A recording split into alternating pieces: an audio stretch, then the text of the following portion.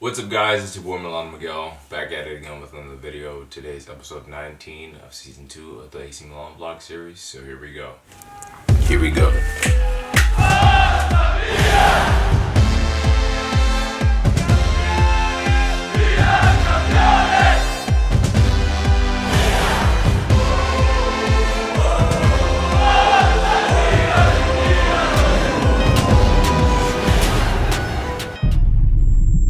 Match day 19 in the Italian Serie A would take place between Milan and Atalanta. But before that, we have some transfer news updates.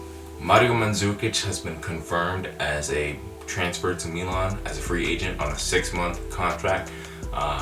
Depending on how he does throughout the season, his contract will be extended more. Andrea Conti has officially left Milan on a loan to Parma with obligation to buy, I believe. And then Fikayo Tomori has been brought to Milan on a 6-month loan with obligation to buy as well. Theo Hernandez, Rade Krunic, and Ante Rebic all have recovered from COVID-19. Theo Hernandez was actually deemed as a false positive, so he would make his way back into the starting lineup. Heading into match day 19, we know that Atalanta is not one of those teams that will be an easy win. They do well in the Champions League, but they kind of got to a slow start this year for Serie A. Donnarumma, Calabria, Kier, Kalulu playing for Romagnoli, who was suspended. Theo Hernandez makes his way back to the starting lineup. Kessie Tonali. Then we had Leao coming back from his suspension. Meite playing in center attacking mid. Castillejo and Zlatan Ibrahimovic. Now, a lot of people are questioning as to why did Pioli start Meite in the center attacking midfield role, and I think that was because Pioli knew that Atalanta dominates in the midfield and he was trying to win the midfield battle with Meite, who is known for his strength and defensive capabilities of ball retention. So I think that's why he put him against putting in Brahim Diaz, but it didn't really work out. I think Milan got off to a great start in the first couple of minutes of the game. Ibra had an opportunity that was deemed offside, only going wide of the post. Theo Hernandez then created a run that went into the box, put the ball into the box, which led to a corner kick. And then Sandro Tonali's corner kick was headed off to Meite, but he couldn't put it on target. Some flashes of brilliance and good urgency from Milan in the opening first couple of minutes of the game, but everything kind of went downhill after that. Atalanta came back and started to dominate in the midfield, but Pierre Kalulu and Calabria did put in some good defensive shifts in the first 20 minutes. It wasn't until the 26th minute where Romero would score from a header against Pierre Kalulu. Now, Pierre Kalulu was to blame for this goal. His man marking wasn't the best. He wasn't really close to Romero. But to those who are, hating on Kalulu, saying that, he should have done better, he's not a center back, okay?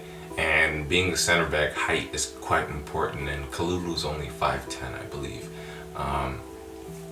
He is a right back, not a center back. He's filling in. He's done well in the position. He's only 20 years old. He didn't play any professional games. Give the guy a break, okay? So Milan went down 1-0. Atalanta kept pushing forward, trying to get another goal. Donnarumma coming up with some huge saves. The huge save from Ilicic's free kick, and he had another big save as well. Sandro Tonali took a free kick in which he played the ball into Ibra. Ibra just missed a free sitter that could have made the game 1-1 right before halftime, but Ibra missed it. At the end of halftime, we only had 3 shots, 3 attempts on goal, compared to Atalanta's 8 shots, 5 on target. We had 49% possession. Again, we struggled with the midfield. After halftime, Diaz came on to replace Meite, who didn't really do well in the center attacking midfield role. He's more of a defensive midfielder. He just didn't really know what to do in the attacking output of the game. There's a couple instances where he should have shot or passed it off, but it just didn't really click for him. So that was a failed experiment for Pioli. In the 53rd minute, Ilicic would win a penalty because Franck Cassier used his elbow to hit Ilicic in the face. Wasn't really any type of intent or malicious. There wasn't any malicious intent in that challenge. He's just trying to put his body in front of the ball. Ended up whacking Ilicic. Commentators were saying that Kessie was lucky to not get a red, but that's kind of BS.